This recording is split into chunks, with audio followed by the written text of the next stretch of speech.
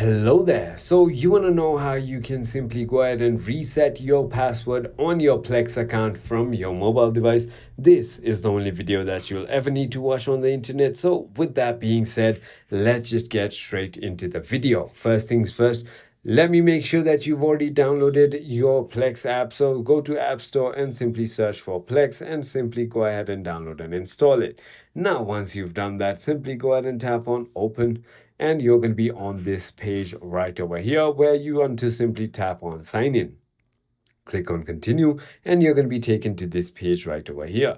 You want to tap on continue with email, and on the right hand side there's a forgot button. Simply go ahead and tap on that and it's going to take you to a reset password tab.